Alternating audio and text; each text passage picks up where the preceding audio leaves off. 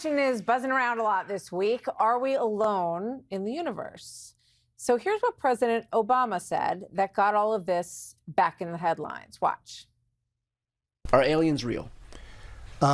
They're real, but I haven't seen them, and they're not being kept in, what is it? Area 51? Area 51. There's no underground facility unless there's this enormous conspiracy and they hid it from the President of the United States. So he later said the chances that we have been visited by aliens is low. I saw no evidence during my presidency that they had made contact with us. He was, suggesting that he was joking and having some fun with the podcaster in that particular instance. Here's President Trump, though, when he got a question about what President Obama said on Air Force One from Peter Doocy. Watch. Barack Obama said that aliens are real. Have you seen any evidence of non-human visitors to Earth? Well, he gave classified information. He's not supposed to be doing that. So aliens are real? Well, I don't know if they're real or not. I can tell you he gave classified information. He's not supposed to be doing that.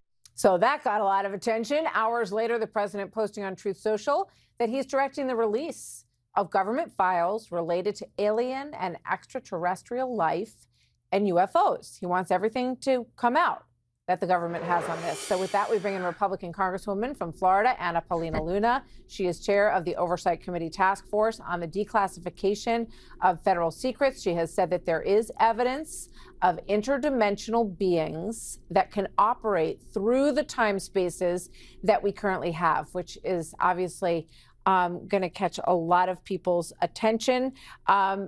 Paulina Luna, thank you very much, Congresswoman. It's good to have you with us today.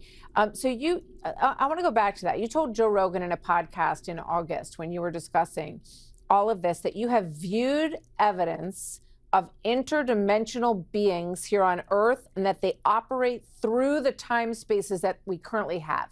Can you explain what you mean by that? Yeah, I think that a good example would be some of the photo visual evidence that we've seen directly in some of these classified briefings that will now be made public. One of the famously now, infamous videos that we showed in one of our hearings was actually a video that was dead dropped to Eric Burleson, who's a member of Congress, from within the Department of War, and it shows a UAP, an unidentified aerial phenomena, deflecting a Hellfire missile. This was taken off of ISR footage off the coast of, I believe it was Yemen. So long story short, there have been briefings that we've received as Congress that leads us to believe that, yes, there is definitely an advanced technology out there that's not created by mankind. And yes, of course, we've seen other evidence where it could potentially be UAPs, and then we later find out that there's drones. But there is a certain amount of evidence that we simply can't explain. Some of the physics that are defied in how these vehicles operate are very interesting to note. And we are not the only government that's, looked into this extensively. But I really do look at this from a lens of national security.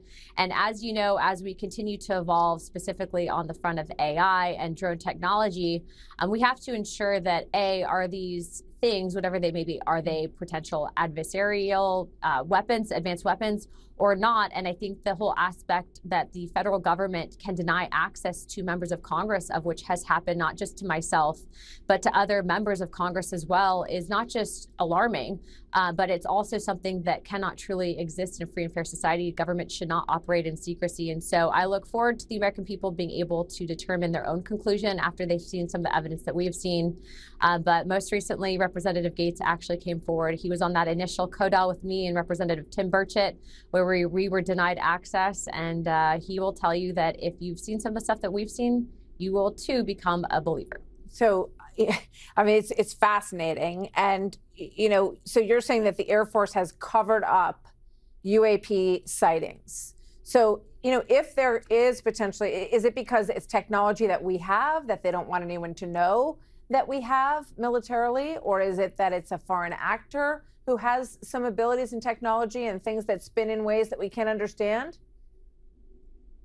Based on our interviews that we've conducted, not just in person, but also given some of the testimony that we've received We do have reason to believe that this tech is not created by mankind. However, it is also possible that there are certain advanced weapons that the U.S. government may have that they're denying us access to. But here's the problem. When you have unelected bureaucrats denying access to members of government that are supposed to oversee and write the checks for that federal spending, and then we're also getting reports that there are people being threatened, whether it be physically, whether there have been, interesting deaths associated with people that have been coming forward as whistleblowers, which has been brought up in some of the testimony that we've received, not just myself, but you saw recently there was a movie that came out, The Age of Disclosure, where this is also referenced now by the Secretary of State, Marco Rubio.